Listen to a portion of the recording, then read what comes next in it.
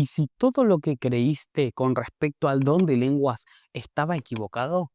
Te dejo un video muy didáctico para que aprendas todo esto, pero en el comentario fijado te voy a dejar un podcast y un video un poco más detallado sobre este asunto y un escrito para que puedas leer detenidamente este estudio sobre el don de lenguas. A ver, hablemos de un tema que genera muchísima curiosidad y, la verdad, bastante confusión en el cristianismo de hoy. El don de lenguas. Lo que alguna vez fue visto como un milagro de claridad, hoy es fuente de debate. Hoy vamos a explorar una fuente que intenta poner las cosas en orden, trazando una línea entre lo que dice la Biblia y lo que vemos en la práctica moderna. Y esto nos lleva justo al meollo del asunto. Cuando la Biblia menciona el don de lenguas, ¿de qué está hablando exactamente? ¿Era la capacidad de hablar idiomas humanos, así, de la nada? ¿O se refería a una especie de balbuceo emocional en éxtasis? La respuesta a esto, créanme, lo cambia todo. En el corazón de todo este debate tenemos dos ideas que chocan. Por un lado, la fuente nos dice que el don bíblico era algo súper práctico, hablar un idioma real para que otros entendieran el Evangelio. Y por otro lado, tenemos la práctica moderna, que se ve más como una expresión personal, extática. Son dos cosas muy diferentes, que por alguna razón llevan el mismo nombre. Para desenredar esto, la fuente nos propone un viaje en tres partes.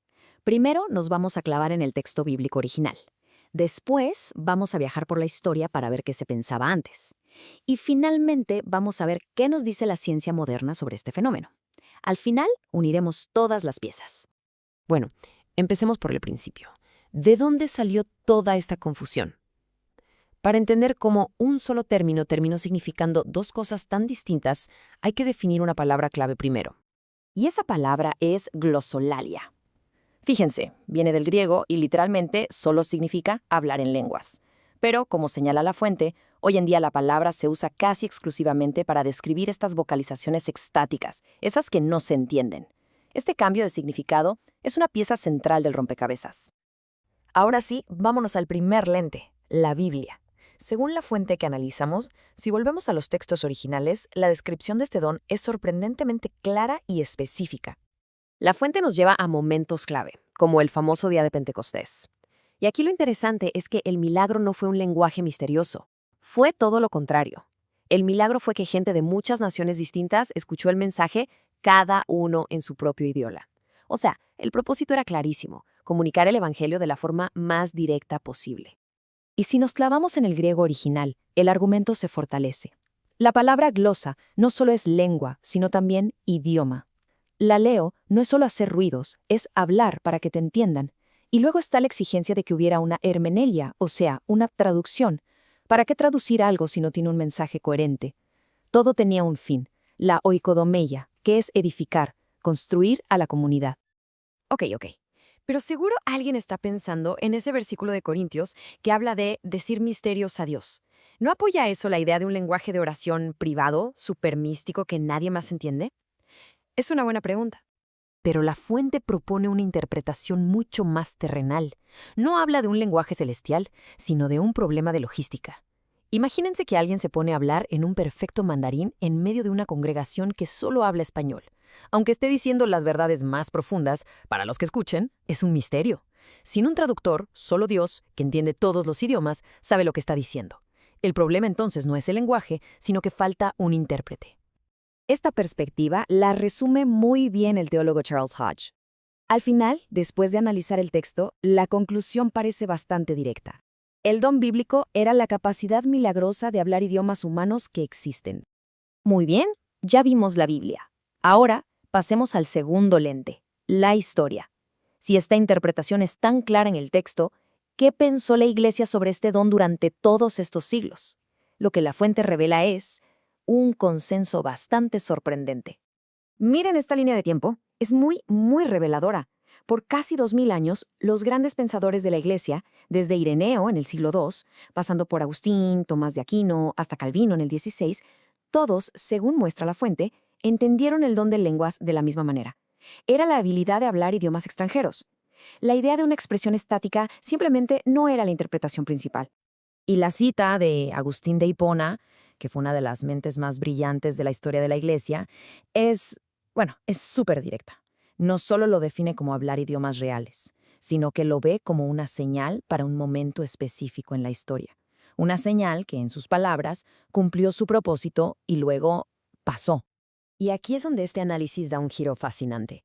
Dejamos por un momento la teología y la historia y nos metemos a explorar la glosolalia desde un ángulo completamente distinto, el de la ciencia moderna.